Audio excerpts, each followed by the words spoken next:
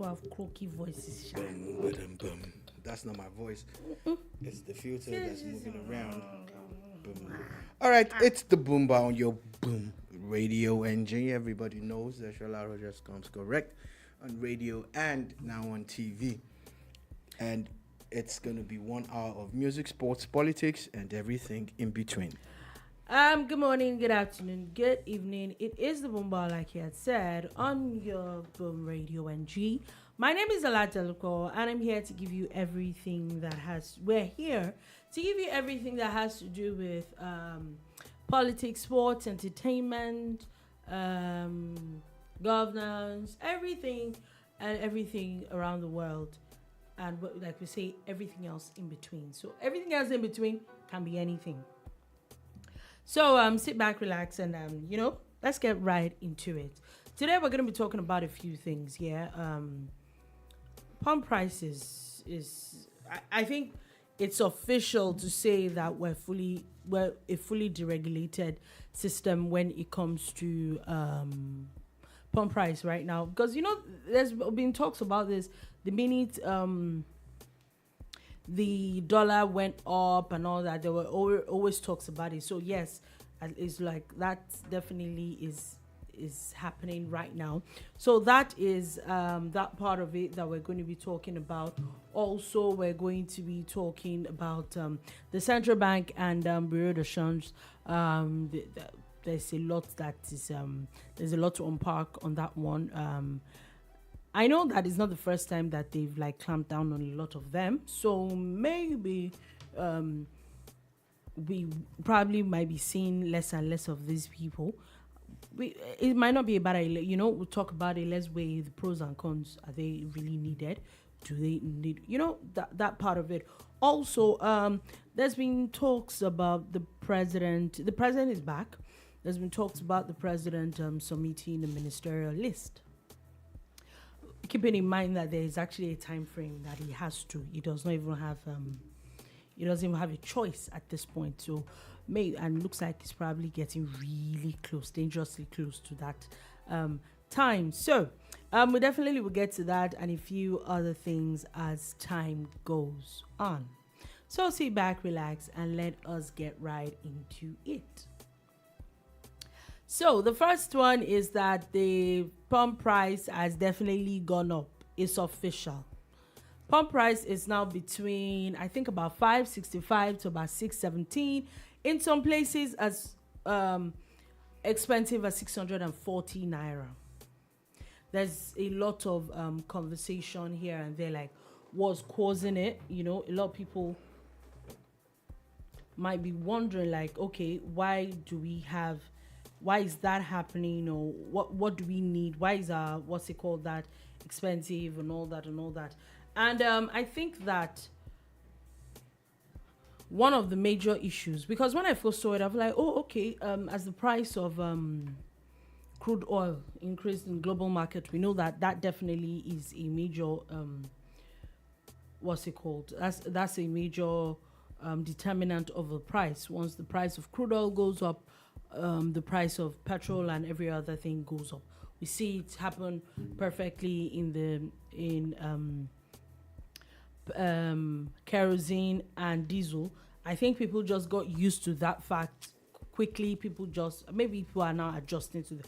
But this one, I think that one of the major issues that's causing this one is the increase or the floating of the naira. Let me put it like that. I think that NNPC, who was a major importer of petrol, were basically still importing at the rate of 400 and something.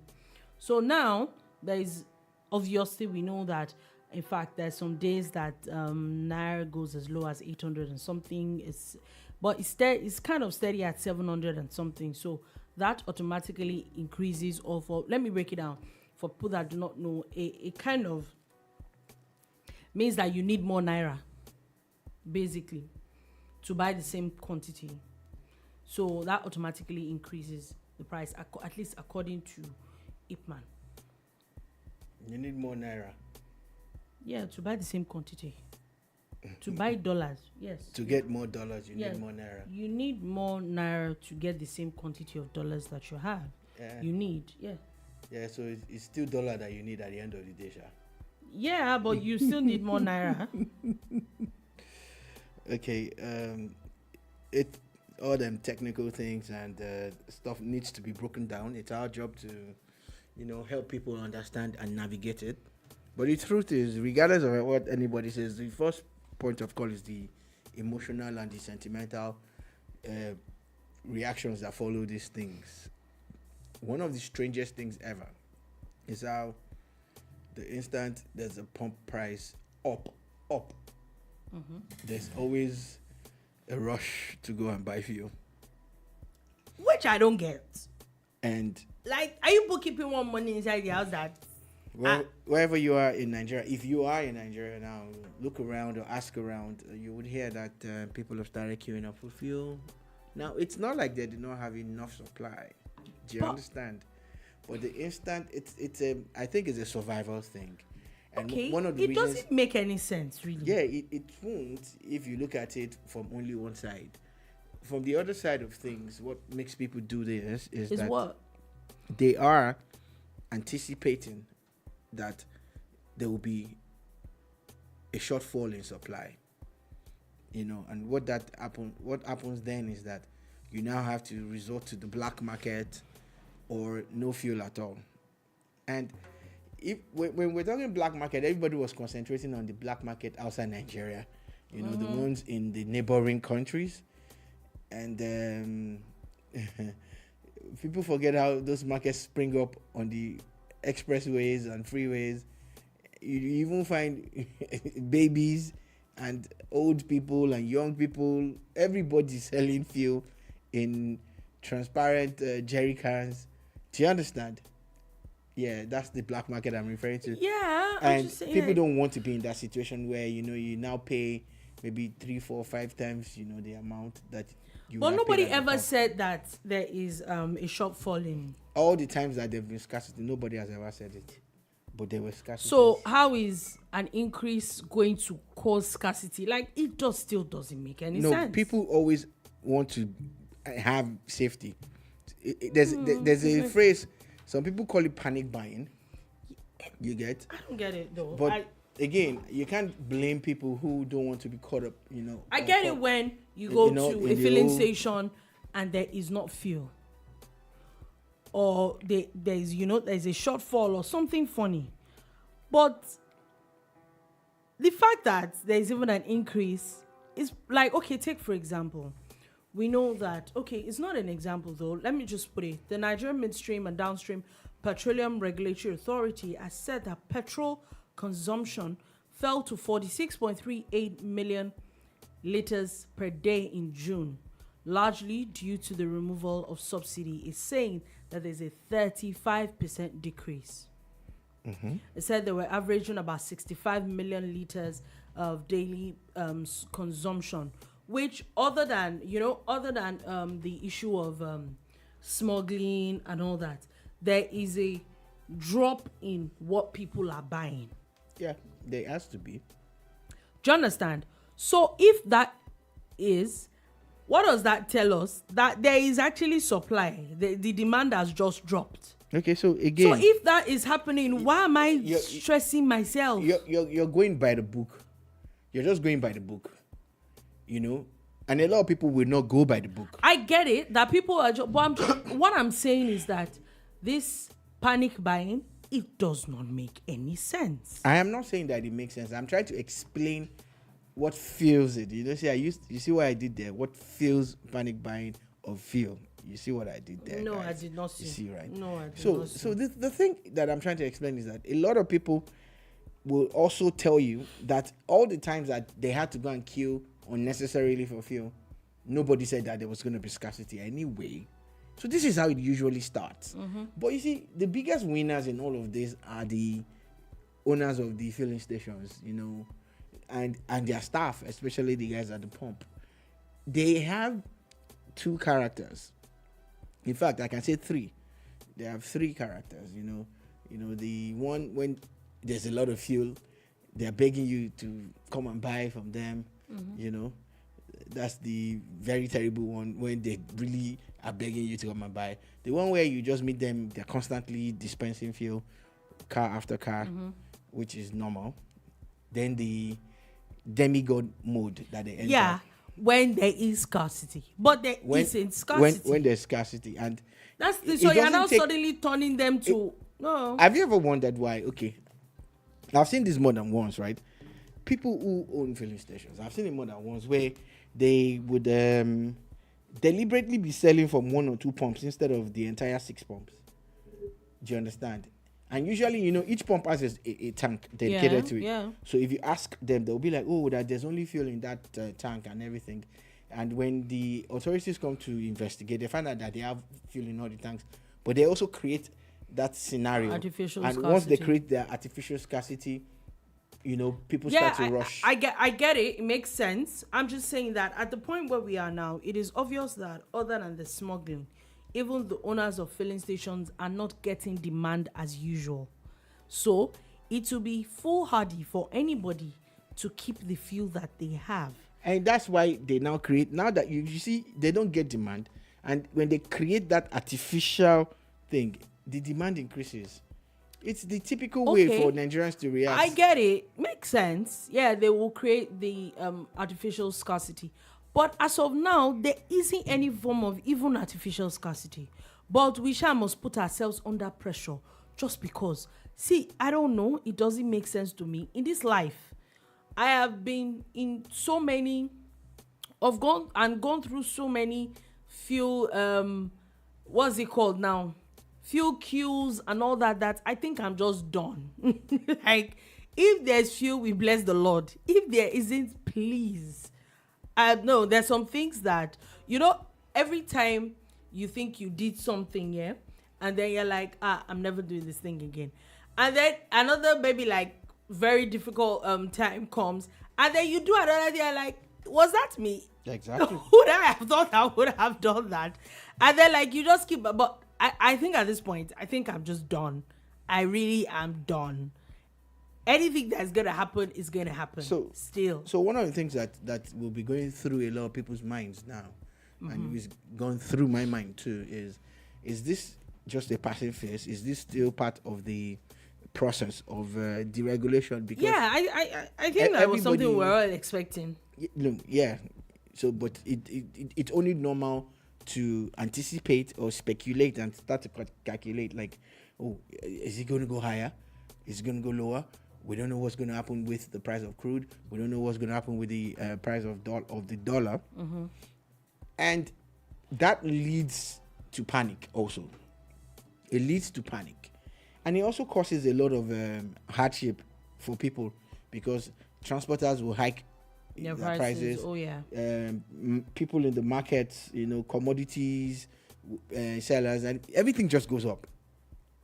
And when it's time for it to come down, it hardly ever does come down. That's where my own issue comes with.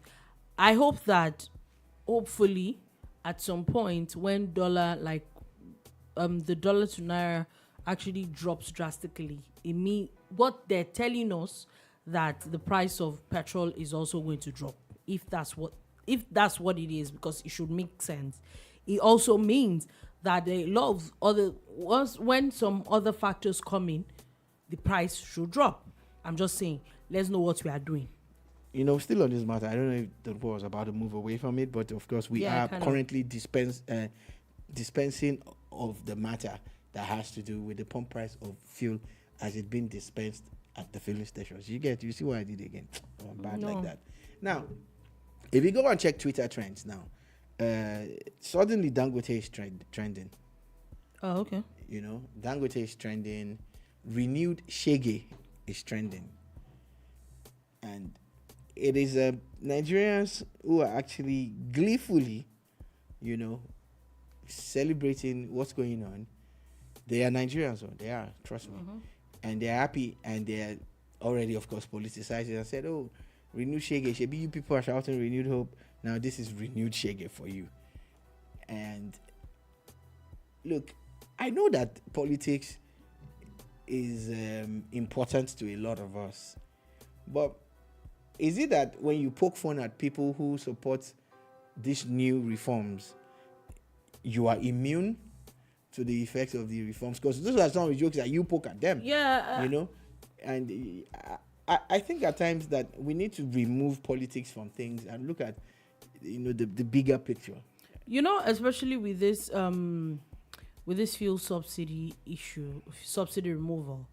I do not think, if we cast our mind back to the times where there were, before the elections, I do not think any major contender for the presidential election said anything against fuel subsidy removal. I remember that Atiku Abubakar went on about how he was going to remove it. I remember how, what's his name? Peter Obi had come out specifically to say From day one. that it was a scam and that he was going to remove it from the very first day. So is it about who removed it, or I don't know, maybe I'm too calm about it. I don't know if it is. I'm too calm about it. But the truth is that whether we liked it or not, fuel subsidy had to go. If it didn't go then, it was going to go by the end of June anyway, because there was no provision for it in the 2023 budget past June. So it was going to go. The very smart thing President Buhari did was that he didn't do it when he was going to be there. So whoever was going to win that election was going to bear the brunt of it either way. So I think that we politicize too many things. I do not think that it would have been any different if anybody else had won the election. Well, there's a school of thought that disagrees with you. They say that their own candidate would have done it differently.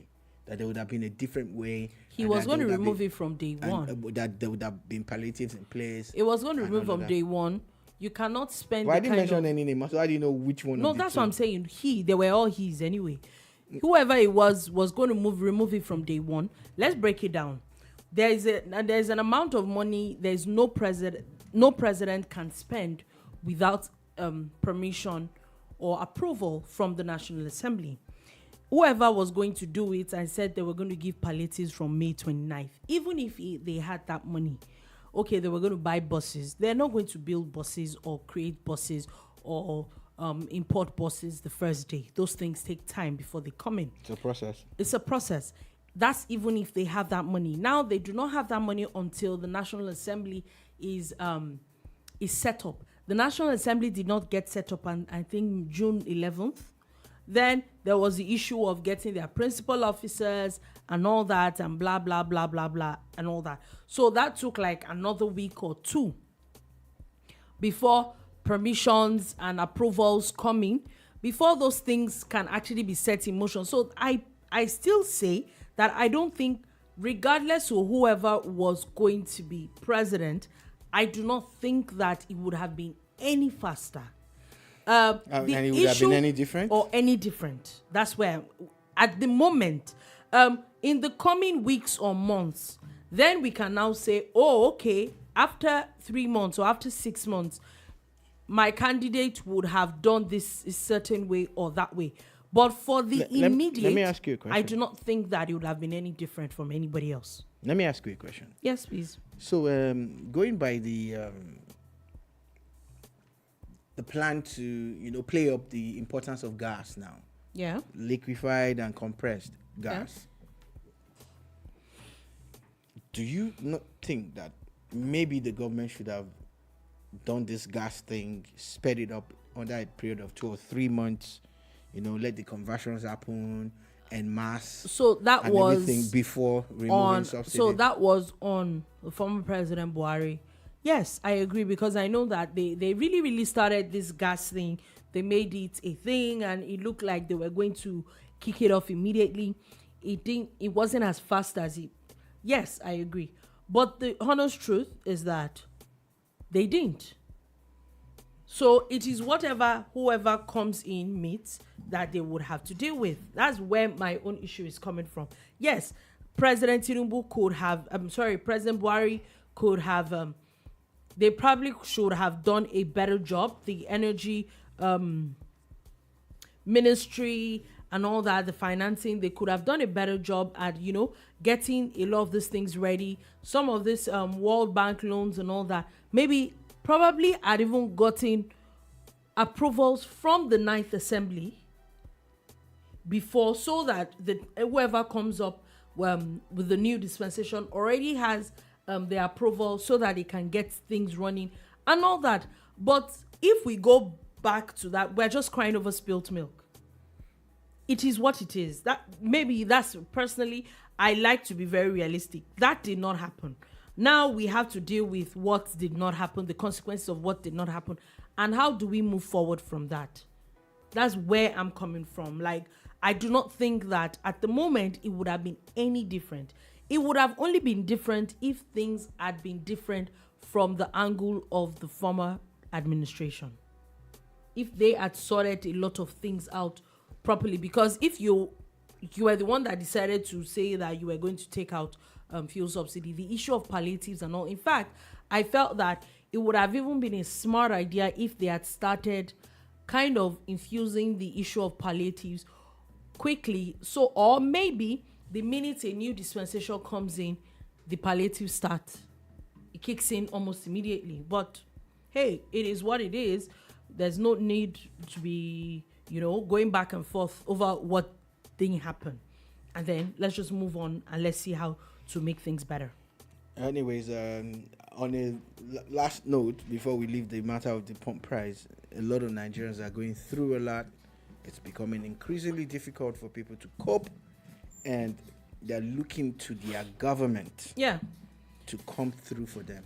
I think this is me hoping that really and truly government will understand this and come through and be really, really quick with it. Also, I think that everybody goes on with Tinubu and president is something that we talk about, especially on the boombar a lot. State governments need to step up their game. As much as the federal government, we're looking that the federal government will do this, the federal government will do that, they will not do. I do not think it will be things that they probably will do things that would affect most people. Yeah, but it will be an addition if state governments, I hope and pray that all states, 36 of them, are already working on plans to help people with palliatives and all that. It will be an addition, very good addition for people. If it is a transport, okay, if you're waiting, already know that maybe some level of transportation is coming from the federal government. There's nothing wrong with state governments adding to it. At the moment, the issue of the BRT system, mass transit, states need it more than ever now.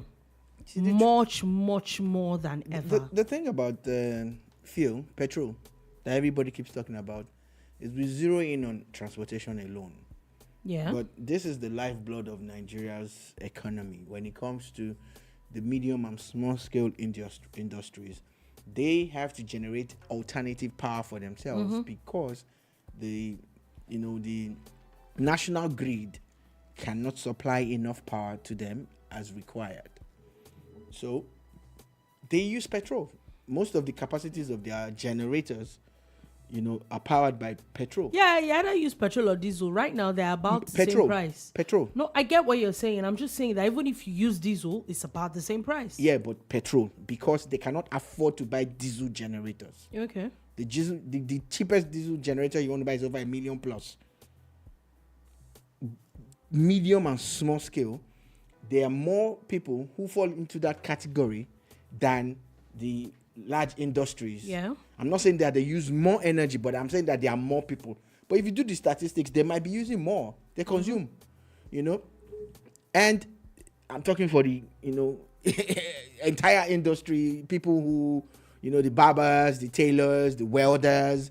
These are the people who are mostly affected by this.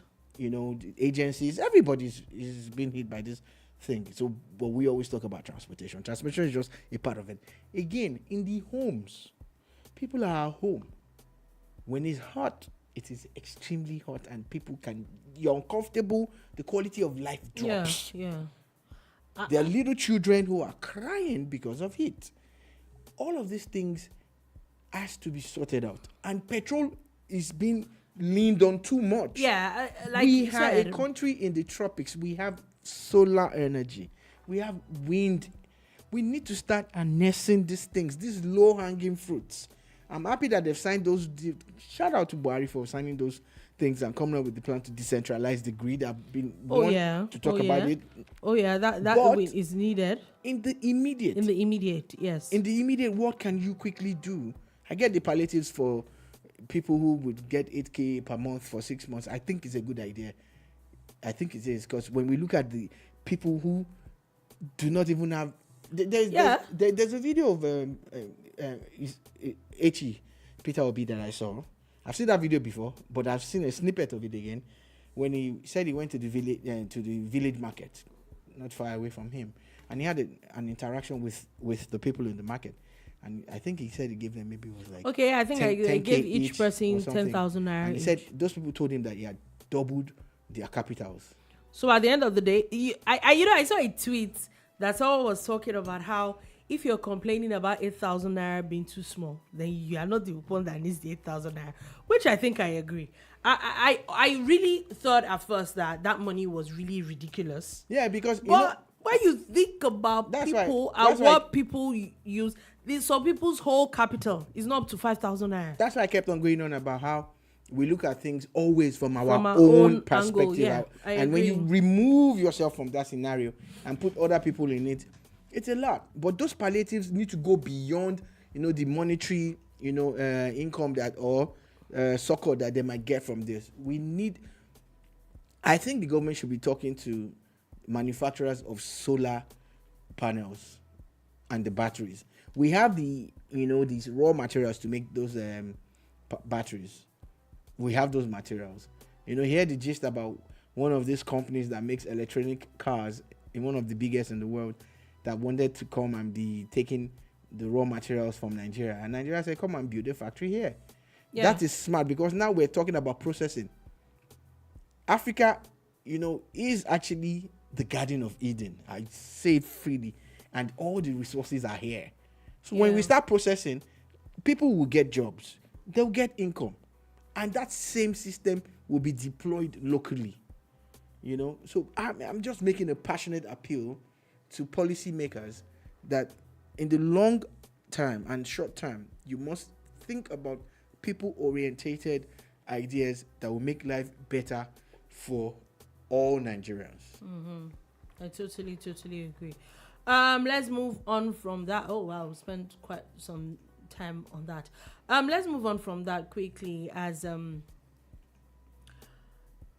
CBN is said to have withdrawn licenses of about 2,698 bureau de change.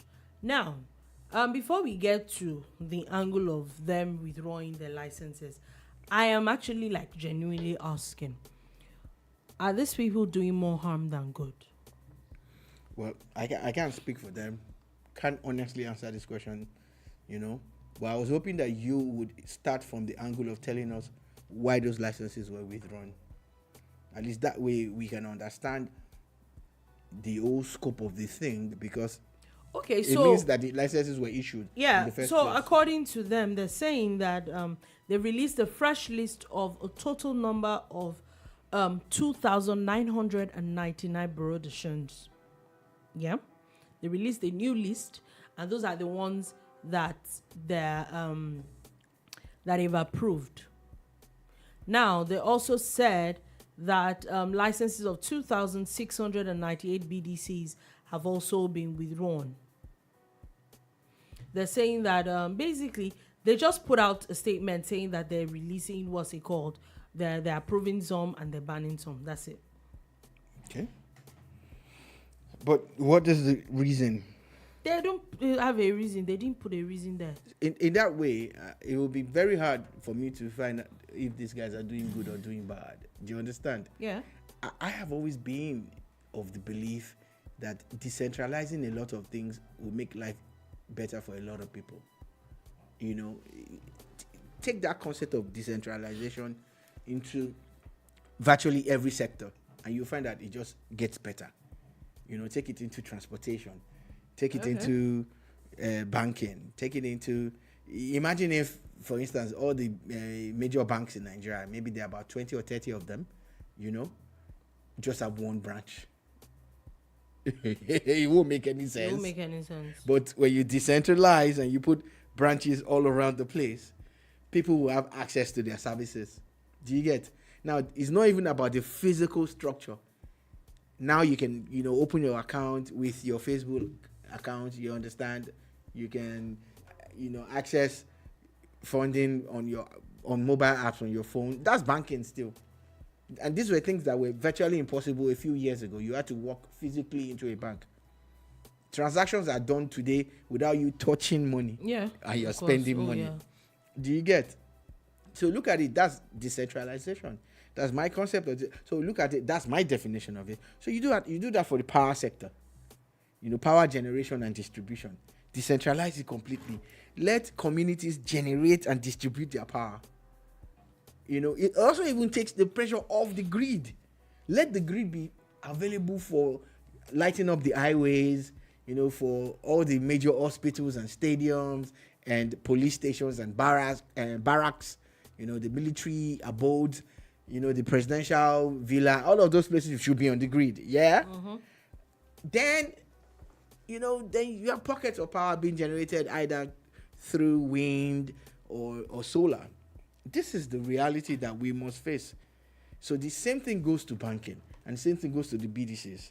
If the BDCs are being regulated and they have licenses, then I don't see them as a problem. But if the BDCs have licenses and they have rules and they are not being regulated by the regulator, then there's a problem. You know? So I remember the era where they would mention that, the dollar is now 18 naira. But the parallel market will just be maybe 20 naira, 2 or 3 naira, maximum 5 naira difference. Now, before they floated the naira, there was a 500 naira, 400 naira gap. Some people were feeding fat off that thing. Fat of it. Now, part of the reasons why they removed some of them, they're saying that part of the issues with the Policy Advisory Council report for under leadership of President Tinubu is the fact that they're raising the capitalization requirements for this BDC operators. So they're saying that a lot of these people did not meet up with a lot of these things. Well, yeah, okay. So at least they're saying that as far, you know, and there's a sharp increase. Now, part of the stories is about how as far back as 2005, there were only 74. And between when the suspended CBN governor became governor and up till now, that number has grown to about 5,689. What's the issue? If you've ever seen any of our videos, you will know now, and I'm not going to hide it. I am not a big fan of Epele. What? Emepele. What is Emepele? The suspended CBN governor. I was expecting that reaction. I'm not a big fan. These are the reasons. Did you see another one now? Now, don't get it wrong. I was talking about decentralization, but I said it has to be monitored. Monitored, yeah. And it has to be effective. So what CBN is alleging now is that everybody was just collecting license up and down. Yeah, because again, you don't understand. With the license, these guys can bid. Yeah. Now they can bid, get the forex, and refuse to put it in the market. Put it in the market, yeah. And they can actually divert it to another side. Mm-hmm. Do you understand? Yeah. But hey, they call it round tripping. They call it arbitrage. They have nice names for crime. You know, it's crime. It is crime. It's crime. It is crime. Because people are suffering. You know, look, Africa's strength is being used as Africa's weakness. Africa has resources. It's being used against her. Africa has numbers. So when they say, oh man, Nigeria has 200 million people, let's even agree it's 200 million people. Rather than create products that these 200 million people can key into and benefit from, you're doing things that would deprive them of their joy because they have numbers, and you're using it against them rather than for them. There's a lot that's wrong.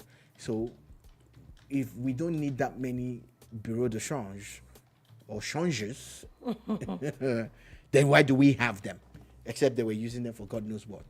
You know, the SPV technology, where people create special purpose vehicles to, you know, to run businesses that they shouldn't be running. You know, crime is crime, no matter how arbitrarily you color code or, you know, sugarcoat the name. Crime is crime. People are suffering. Okay, so on that note, let's move on to the president. We know that the president is here, is back in Nigeria. We also know that he's in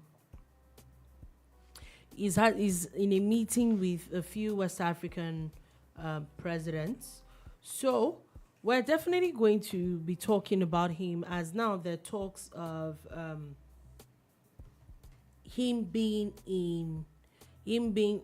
having to submit the ministerial list tomorrow, or let's not be so specific, this week. Now, I did a bit of digging, and we know that according to the law, it has a 60-day window. And I think that, I don't know, maybe it's a thing with Nigerians or politicians. We like to wait till when we actually almost use up all the time. Anyway, as of today, he has spent 50 days in office.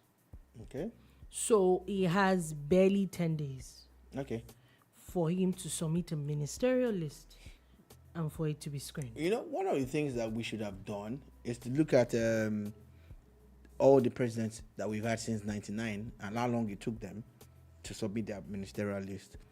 But I know but there's a new law now. Yeah. I was trying to get to that. I know that because President Muhammadu Buhari took forever. He actually did take forever. Oh yeah, he did take forever.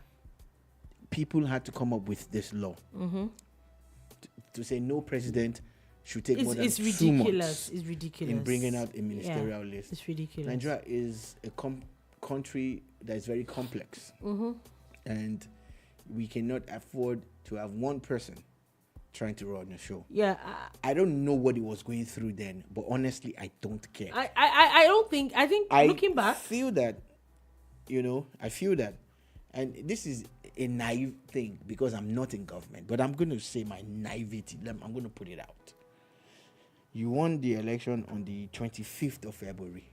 The results were declared on the 27th of February. 27th. Let's even say February 30. There's no 30 in February. Okay, February. Oh, that's true. February 28th. You know, so if you count February 27, 28 to March 1st, March 27, April 27, May 27, June 27. That's about 4 months. You've had 4 months. Yeah. So that's my naivety speaking. Like, I totally agree. You should have had. You know, I feel that. Looking back, I feel that President Buhari, it was a little of incompetence. I'm sorry for people that love him. The honest truth is, like you had said, we know that I think if we remember then the last election, the 2019 election was between February as well. I think February 28th or something too. So elections were February, yeah? And maybe it took a few days for the result to come out. The minute the result came out, you had at least 2 months to have sorted yourself. In fact, with the way the President Tinubu made it seem during elections, you would have thought that the minute the National Assembly was constituted, the list was following the next day. So let me move away from my naivety now and talk about the little things that I know about politics. And now it is trying to balance, your ministerial list. It is one of the hardest things that any president can do in this country. Mm-hmm. Knowing that you need to cater to, 1, the constitution, 2, your party, 3, your alliances, 4, the international community that is looking, and international investors that is looking at the quality of your team to determine which way they want to go with you. You get, of course, Nigerians don't come last, but 5 Nigerians in general. So Nigerians will wait. So that's why I put the name. Doesn't mean that they are the least on that list. On that list. They're the least on that list. Now, for a party, lobbying started even before the elections. Oh yeah. Some openly, some codedly. Now, for the alliances, for instance, let's look at this specific election. There was the G5. 5 PDP governors who, of course, obviously supported President Bola Tinubu. Not 5 of them. 5 of them did. That's what your father said. That they told the ones that saw that Labour was strong in some states to support Labour. It wasn't 5 of them that supported President Tinubu. It was them. Because what it means, listen, what that means is that support this other person to affect that other person. They all still worked for him. And that's why all 5 of them had a meeting with him a few weeks ago. All 5 of them. Anyway. That's politics. That's 1. 2, the constitution requires that you must pick a minister from every state in Nigeria. Yeah. So in the last 20 plus years, all the presidents found a way around it. Minister of State and minister. Even if the Minister of State at times was redundant.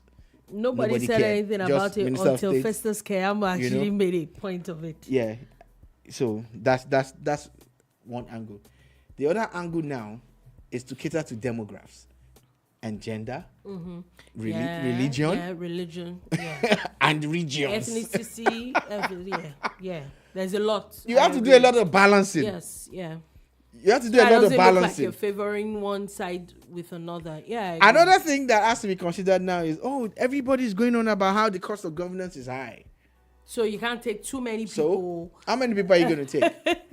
However, at least it has to be 36. However, every president in the space of 4 years must make a minimum of 2,000 to an average of 5,000 appointments, including ministers.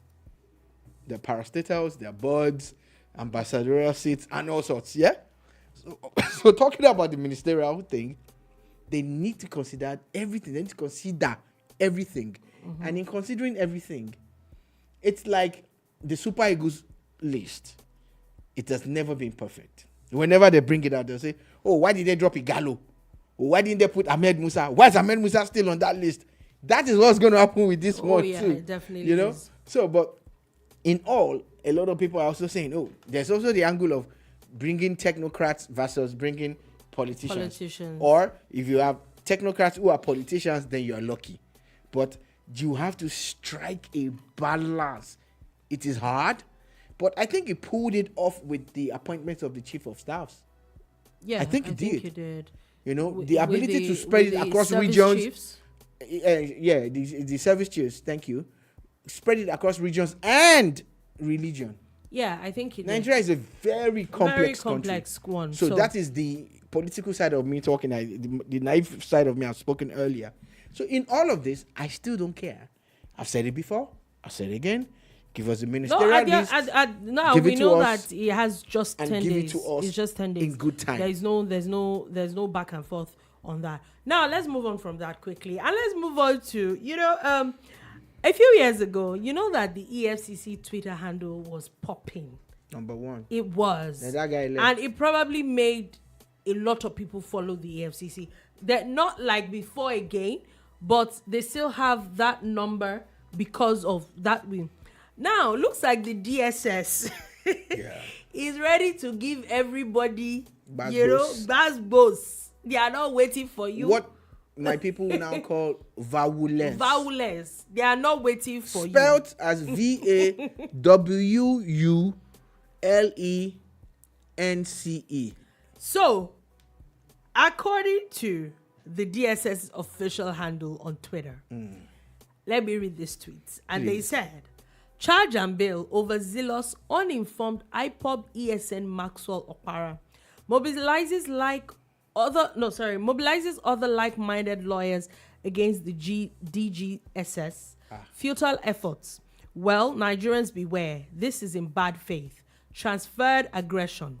A Biafran Republic agitator and outlawed IPOB counsel defending the suspended governor. Is IPOB defending one of theirs? What a contradiction. No, is part of this. No, my own is not part of it. What is the connection?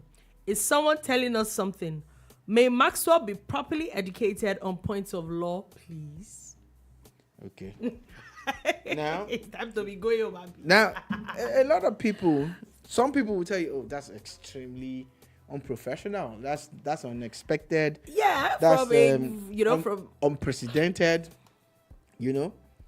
And is that their real handle? Yes, it is the real handle. Now, let me put a bit of context to it. So, Maxwell Okpara, who is supposed to be leading the CBN's, the former suspended CBN governors, he's the one that has, they had sued the DSS. I think today was between yesterday and today because they have not released Godwin Emefiele.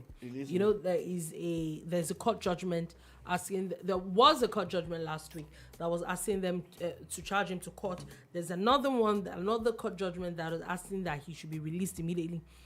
Obviously, he was not released. So these people are actually suing the DSS. Now, this is DSS reply to that suing.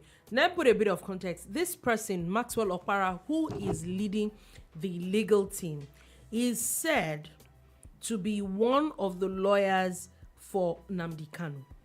Okay. Remember that the DSS is the one that has the case against, at least he's in their custody. Yeah.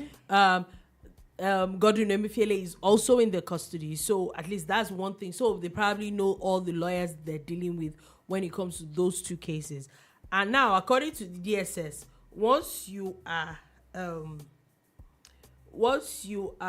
representing Nnamdi Kanu, you are an IPOB apologist. When you really think about it, maybe, or it could just be human rights issues. But no, lawyers can do anything. Don't necessarily. No, I'm not just saying. But according to not the necessarily DSS, because they believe in it. you are IPOB apologist, and that's it.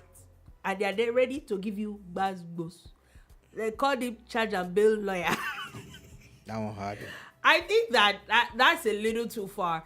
I think that is a little bit of an insult to lawyers. I know that they don't like that statement of charge and bail, but seriously, who is the handler of this thing? Well, I'm going to comment my reserve my comments on this one. Don't reserve your comments. Say what you want to say. I've already said a lot. I'm just going to wait until they really come out to say, "Oh man, we tweeted that thing," or "Now we tweet them." I will wait.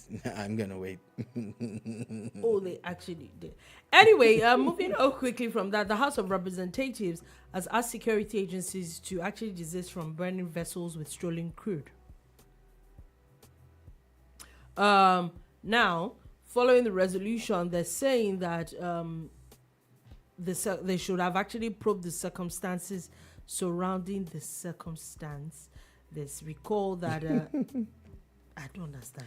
Okay, so that is a normal thing that they actually set ablaze, but that they should see how these things will probably affect the livelihood and overall well-being of the Niger Delta. Yeah, one of the things that they must desist from doing is, damaging the ecosystem. Yeah.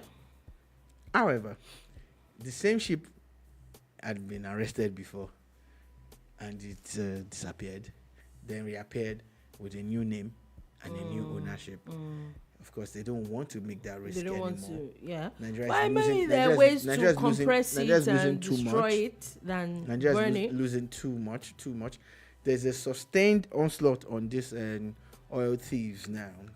But I agree with the notion that they should look for a way that they don't spill, oil or anything into the water and the land, Yeah, I totally. But should the ships agree. be destroyed? Oh, yes. Oh yeah, I think they should be destroyed. They should probably look for safer, environmental friendly ways to destroy them than.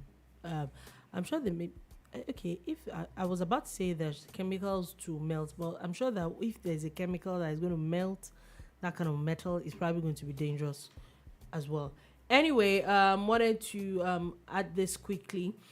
Britain Export Finance Agency has now said they're adding Naira to its list of pre-approved currencies, allowing it to provide financing for transactions with Nigerian businesses dominated in the local currency. I think they're being smart. They're reading the room.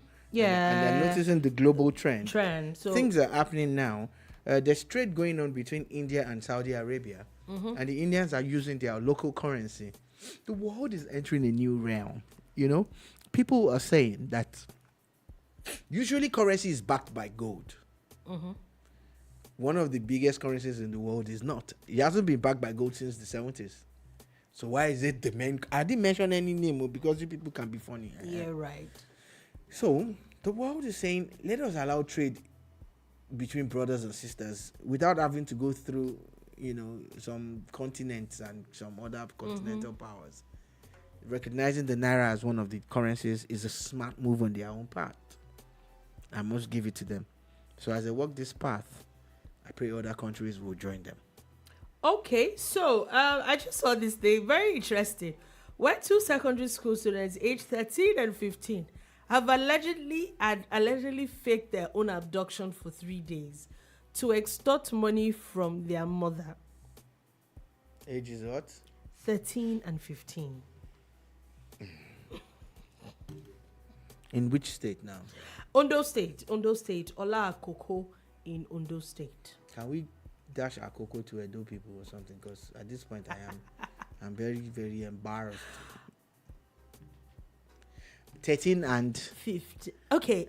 The only thing that's going through my mind is how you ever thought of that, and then you are now caught, and you are dead. You are dead. 13 and 15. Just kidnap yourself and don't come back. It's a situation where the parents would willfully and willingly dash you to the government. Yes, you sitting at your picking. You have government picking. They don't want to come back home. They want to be kidnapped. Take please. It away. Take it because away. I don't know. Anyway, 13 and 15, fake your own abduction and kidnapping at 13 and 15, and you was going to get paid for it. Then what are you going to do with the money now?